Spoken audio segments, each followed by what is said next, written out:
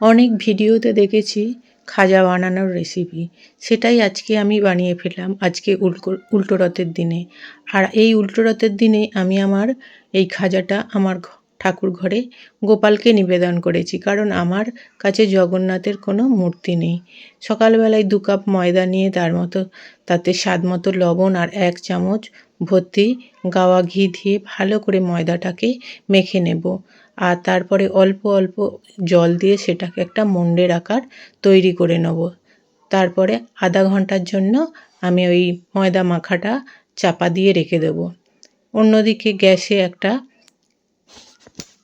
গামলি বসিয়ে তার মধ্যে 1 কাপের মতোই জল দিয়েছি আর 1 কাপের মতো চিনি দিয়ে শিরাটা তৈরি করে নিয়েছি।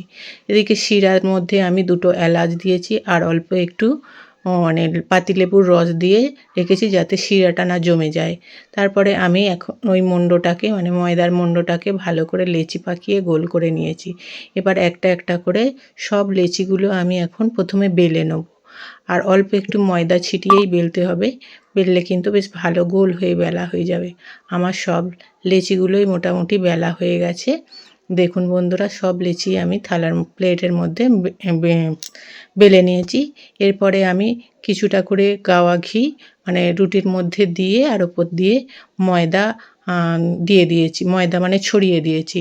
একটু করে গাওয়া ঘি দিচ্ছি আর ওই ময়দা ছড়িয়ে পুরোটাই লেপে দিচ্ছি। তার তেল দিলেও হবে, কিন্তু আমি ভাবলাম যে একটু গাওয়া ঘি দিলে গন্ধটা ভালো হবে, তাই আমি গাওয়া ঘি দিয়ে তার মধ্যে একটু করে ময়দা দিয়ে পুরো ছিটিয়ে পুরোটা মানে 7টা লেচিকেই একেবারে কভার করে নিয়েছি। এখন আমি ওগুলোকে হালকা হাতে ওটা পুরো গোল করে মানে গোল করে জড়ো করে মানে লম্বা আকারে করে নেব। দেখুন আমার হাতের সাহায্যে ওটা আমি লম্বা করে নিয়ে হাতের সাহায্যে একটু বড় করে নিলাম। তাহলে কি হয়, বেশ লম্বা হবে আর বেশ সুন্দর হবেও। এবার ছুরির সাহায্যে পিস পিস করে আমি সবগুলোকে কেটে নেব। আর সবগুলো মোটামুটি আমার দেখুন একই শেপে কাটা হচ্ছে, 2 সাইডটা বাদ দিয়ে সবগুলো এখন আমার কাটা হয়ে গেছে। এখন আমি ওগুলো সব থালার প্লেটের মধ্যে তুলে নেব। কত সুন্দর সাইজগুলো হয়েছে দেখুন, একেবারে আন্দাজ মতোই কেটেছি, কিন্তু সবগুলো সুন্দর কাটা হয়ে গেছে। এখন আমি ওগুলো থালার মধ্যে তুলে এবার একটা একটা করে সবগুলোকেই বেলে নেব। হালকা হাতে এদিক ওদিক করে টানলেই কিন্তু পুরো মানে বেলা হয়ে যাবে। একবার এদিক একবার ওদিক করে টানলেই সব লেচিগুলোই বেলা হয়ে যাবে। আর দেখুন কত সুন্দর লম্বাও হচ্ছে আর বেশ সুন্দর বেলাও হয়ে যাচ্ছে। দেখুন আমার সবগুলো বেলা হয়ে গেছে।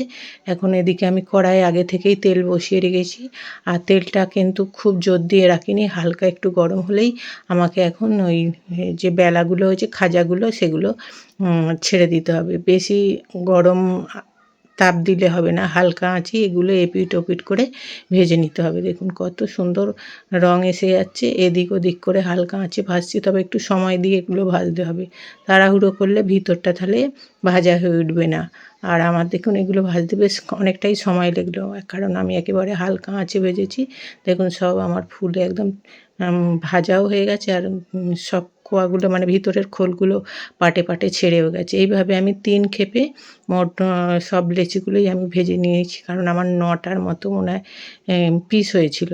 যাই হোক, এবারে রসের মধ্যে আমি সব ভাজাগুলো দিয়ে চামচের সাহায্যে ওপর থেকে রসগুলোকে ছড়িয়ে দেবো। দেখুন আমি হালকা হালকা করে মানে রসগুলো দিয়ে দিচ্ছি, কারণ বেশিক্ষণ ভিজিয়ে রাখলে এটা নরম হয়ে যাবে।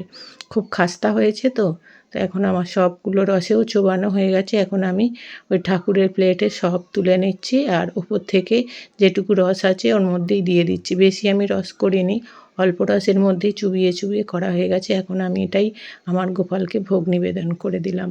বন্ধুরা, কেমন হয়েছে ভিডিওটা একটু কমেন্টে জানাবেন। ভালো লাগলে একটা লাইক